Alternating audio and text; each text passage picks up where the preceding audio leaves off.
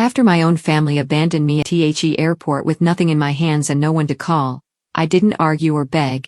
I made a calm, silent choice that turned the situation around and quietly changed all our futures forever. My name is Leo Vance, and for 32 years, I have lived as a ghost within the machine of my own family.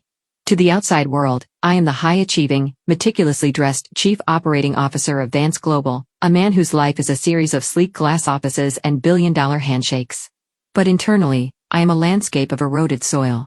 My emotional state is not one of acute pain, but of a long, sustained silence that has settled into my bones. I am a man of precision, an architect by training and a fixer by necessity, but I have spent so much time reinforcing the structures of other people's lives that my own foundation has become a hollow shell. I have lived in a state of hypervigilance, always waiting for the next crack to appear in the family facade, always ready with the metaphorical cement to fill it. I am the son who stayed, the son who worked, and the son who believed that if I were only perfect enough, the Vance name would finally feel like it belonged to me too. Then there is Silas Vance, my father. To understand Silas is to understand the gravity of a black hole. He pulls everything toward himself, and nothing, not even light, escapes his influence. At 68, he is a man of iron and ego, possessing a presence that commands the very air in a room to stand still. He does not see people, he sees functions. To him, I have never been a son. I have been a high-performance asset with a regrettable tendency toward sensitivity. Silas operates on a philosophy of absolute dominance, believing that the only way to ensure loyalty is to make it impossible for those around him to survive without his grace. He is the architect of my exhaustion, a man who views my 20-hour workdays not as a sacrifice, but as a basic requirement for the privilege of sharing his bloodline. He expects total submission, masked as professional alignment, and he has spent my entire life making sure I knew that I was a guest in the empire he built. My mother, Eleanor, is the velvet shadow that follows him. She is a woman of impeccable poise and devastating detachment.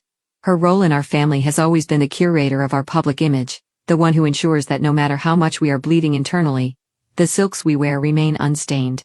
Her personality is defined by a desperate, clawing need for status, and she has long ago traded her maternal instincts for the security Silas provides. She doesn't raise her voice, she raises an eyebrow, a gesture that carries more weight than any shout. Her loyalty is a transactional thing, tied directly to the stability of our social standing. She has never protected me from Silas's coldness. Instead, she has taught me how to endure it with dignity, which is her word for silence. She is the one who reminds me that we are Vances, as if the name itself were a bandage for the wounds the family inflicts. Marcus is my older brother, the crown prince who was born with the world already in his pocket. At 34, Marcus is a creature of immense charm and zero substance, a man who has mastered the art of looking like a visionary while I do the actual sight-setting. He is the golden child who can do no wrong in Silas's eyes, primarily because he is a mirror for Silas's own narcissism. But beneath the expensive watches and the easy smiles, Marcus is a hive of insecurity.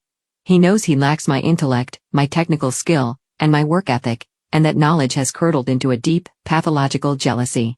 He doesn't want to be better than me, he simply wants me to be less than him. He has spent years quietly undermining my authority with our father, framing my caution as cowardice and my precision as stagnation. He is the snake in the garden who convinced the gardener that the most productive tree was actually a weed. Finally, there is Julian Vane, a man who was, for most of my career, the monster under my bed. Julian is our family's greatest competitor, a titan of the tech construction industry who built an empire that threatens to eclipse the Vance legacy. He is a man of legendary intensity, a recluse who values data over bloodlines and efficiency over ego. He is connected to me by a decade of rivalry. I have spent thousands of hours analyzing his moves, trying to predict his next acquisition, and feeling a strange, unspoken kinship with the way he operates. He is the only person who has ever truly challenged me, even from across a boardroom table. He matters because he is the variable my family never accounted for, the one person who saw my worth not as a Vance, but as an engineer of the future. The unspoken tension in our household had been building toward a crescendo for months, centered around the Mirage project. This was to be our magnum opus, a self-sustaining, vertical city in the heart of Dubai that would cement our family's name in history. I had designed every inch of it. I had negotiated the sovereign wealth funds, I had solved the structural impossibilities, and I had stayed awake for weeks to ensure the financial models were unbreakable. But as the departure date for our final signing ceremony approached, the atmosphere shifted.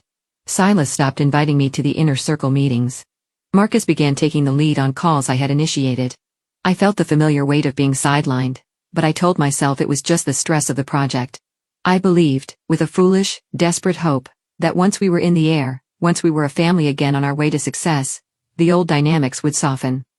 There was a secret I had buried deep within the Mirage blueprints, a hidden truth that I had guarded even from my father. I had hinted at a stabilization protocol during our preliminary briefings, a way to ensure the building's integrity against the extreme desert heat.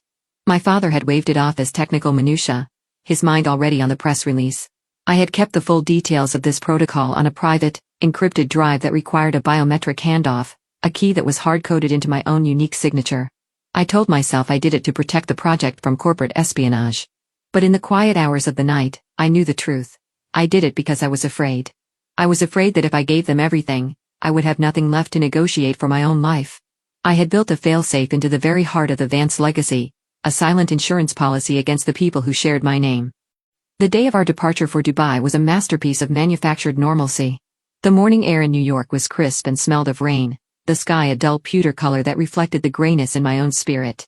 We traveled to JFK in a convoy of black SUVs, the tires humming against the asphalt like a low-frequency warning. In the back of the lead car, Silas sat in a silence that felt like a wall. Eleanor was beside him, her gloved hand resting on her purse, her gaze fixed on the passing skyline.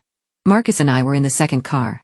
He was unusually chatty, cracking jokes about the heat in Dubai and the celebrations to come, but his eyes never stayed on mine for more than a second. He was vibrating with a nervous, triumphant energy that I mistook for excitement. I felt a sense of dread pooling in my stomach, a cold realization that the Mirage wasn't just a project, it was a trap. When we arrived at the terminal, the routine was familiar. The private check-in, the hushed voices of the airline staff, the effortless movement through security. But as we reached the gate, the choreography changed. Silas stopped near the entrance to the VIP lounge and turned to me, his face a mask of patriarchal concern. "Leo," he said, "there's a small issue with the documentation for the models. They're holding them at the cargo office near the secondary terminal. I need you to go down there and sign off on the customs clearance. We'll wait for you at the lounge." I hesitated. "Can't Marcus do it? I need to review the final presentation one more time before we board."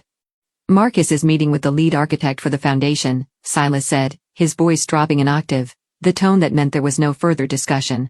"Go, Leo. Don't be difficult. It's just a signature. Marcus has your bag and your phone, he'll keep them charged in the lounge so you don't have to carry them through the terminal." I handed my phone and my leather briefcase, the one containing the drive, to my brother. Marcus took them with a grin that didn't reach his eyes. "Hurry back, little brother," he said. "The champagne is already on ice." I watched them walk through the glass doors of the lounge, my family, a unit of 3, leaving me alone in the bustling, echoing cavern of the terminal. I didn't suspect a thing. I was still the loyal soldier, still the one who followed orders because the alternative was the cold, lonely space outside their circle. I began the long walk toward the secondary terminal, my footsteps echoing on the polished stone floors. It took me 30 minutes to realize the cargo office didn't exist. I wandered through the maze of hallways, asking staff who looked at me with blank expressions.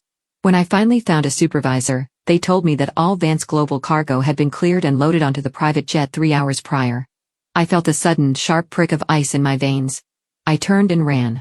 I ran back toward the VIP terminal, my lungs burning, the tailored suit I wore feeling like a straitjacket. When I reached the gate, the lounge was empty.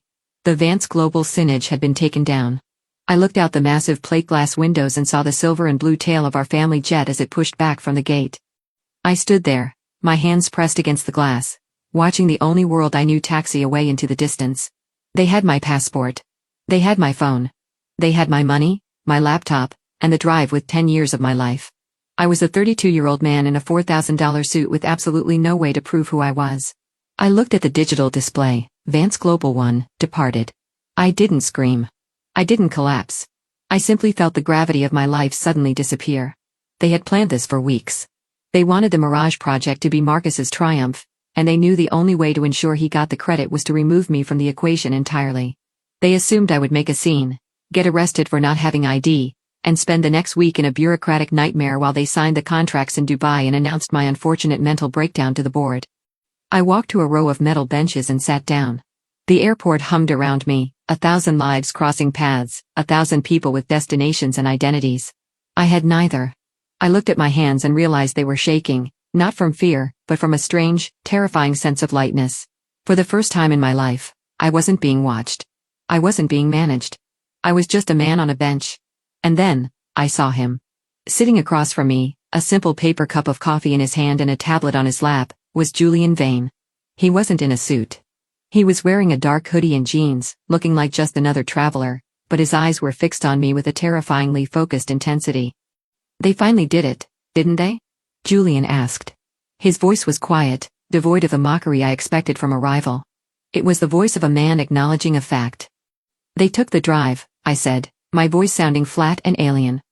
"They took a piece of hardware, Leo," Julian said, standing up and walking over to sit beside me. "But I've been watching you for a decade. I didn't come here to see the Vances fly to Dubai. I came here to see what you would do when they finally pushed you off the ledge. I knew Silas wouldn't be able to help himself. He's a scavenger, not a builder. He thinks he just stole the future, but he doesn't realize the future is sitting on a bench at JFK with nothing in his pockets." I looked at him, my mind beginning to churn with the speed of a turbine. "You were waiting for this?" "I was betting on it," Julian said. He reached into his pocket and pulled out a sleek, encrypted smartphone and a temporary travel document with my name on it. "I have a private hangar on the other side of this airport. I have a team of lawyers and a server that can bypass anything Silas thinks he owns. I'm offering you a choice, Leo. You can go to the police, you can beg for your life back, and you can spend the rest of your years being the troubled Vance son. Or, you can come with me, and we can show the world what happens when the architect stops holding up the ceiling." I looked at the phone. I thought about Silas's cold eyes, Eleanor's silent silk, and Marcus's triumphant grin. I thought about the secret I had buried in the Mirage blueprints, the stabilization protocol. I realized that Silas and Marcus were currently flying toward a meeting where they would present a project that was, without my final biometric authorization, a ticking time bomb of structural failure. It wouldn't fall down, but it would never pass a single international safety audit, and the financial penalties would be enough to bankrupt Vance Global 10 times over. I hadn't built the project, I had built a cage, and my family had just locked themselves inside it. "I don't want my life back," I said, my voice gaining a hard, crystalline edge. "I want to build a new one." I stood up and walked away from that gate, leaving the Leo Vance who begged for love behind on that metal bench. I went with Julian to his private hangar. We didn't fly to Dubai. We flew to a secure facility in the Alps, a data center where the air was cold and the machines never slept. For the next 72 hours, while my family was being fated in the desert, I worked with a focus that was almost predatory. Julian gave me the resources I had always lacked, a team that followed my lead without question and a platform that didn't require a family name to function. I didn't sabotage the Mirage project. I didn't have to. I simply initiated the transparency protocol I had hidden in the software. While Marcus was standing on a stage in Dubai, clicking through a presentation he didn't understand, I was remotely unlocking the hidden layers of the project's data for the investors to see. I didn't delete the work, I revealed the truth. I showed the world that the stabilization feature was actually a biometric lock owned solely by me. In the middle of the ceremony, the screens behind Marcus didn't show the finished towers. They showed a single line of text, proprietary architectural integrity locked.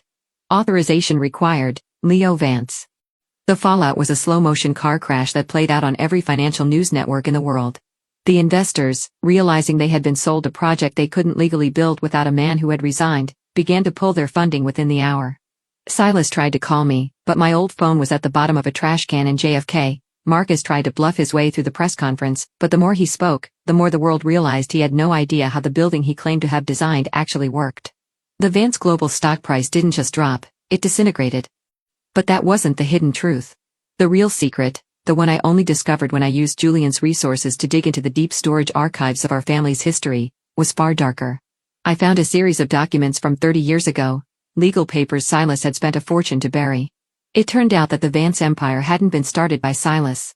It had been stolen from his own brother, my Uncle Thomas, who had been the true genius of the family. Silas hadn't just bullied me, he had repeated a cycle. He had committed my uncle to a sanitarium and stolen his patents to build the firm. My mother had known. She had been the one to sign the committal papers. They hadn't just abandoned me at the airport, they had been practicing for this my entire life. When I finally saw them again, it was 6 months later. I was the CEO of Vance Infrastructure, the company that had just bought the remains of my father's firm for pennies on the dollar. We met in a sterile legal office in Manhattan. Silas looked like a ghost of himself, his power gone, his granite face cracked by the reality of his own obsolescence. Marcus sat in the corner, his golden boy charm replaced by a frantic, hollow-eyed desperation. Eleanor was there too, still wearing her pearls, but her hands were shaking so hard she had to keep them hidden under the table. "You destroyed the legacy," Silas said, his voice a dry rasp. You were supposed to be the one who kept it safe. I did keep it safe, I said, leaning back in my chair, feeling a calm that was absolute. I kept it safe from you. You thought you left me with nothing at that airport, Silas. But you actually gave me the only thing I ever needed, the realization that the name Vance was a prison, and you were just a jailer who lost his keys. We're family, Leo, Marcus pleaded, his voice cracking. We can fix this. Just give us back the Mirage patents. We can start over. I looked at my brother, and for the first time, I felt nothing, no anger, no resentment, just a vast, cold distance. We were family at the airport, Marcus. You had my phone. You had my bag. You had my heart. And you threw it all away for a project you couldn't even explain. There is no starting over. There is only the consequence of the choices you made. I walked out of that room and never looked back. I didn't need revenge. The world had already provided justice. Silas and Eleanor retired to a small house in the country, their social standing gone, their names a punchline in the industry they once ruled. Marcus tried to start his own firm, but no one would take his calls. He eventually took a mid-level job at a firm in a city where no one knew his face, living a life of quiet, unremarkable obscurity. I chose myself.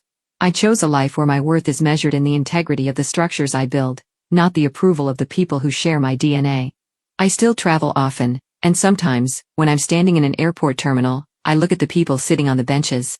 I see the tired ones, the ones who look like they're carrying the weight of a whole family on their backs. I want to tell them that the departure of the people you love isn't always a tragedy. Sometimes, it's a release.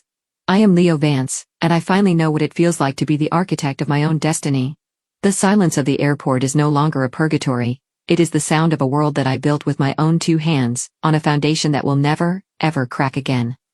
Justice isn't a loud explosion. It's the quiet sound of a man walking toward a gate he chose for himself, holding a passport that finally belongs to him.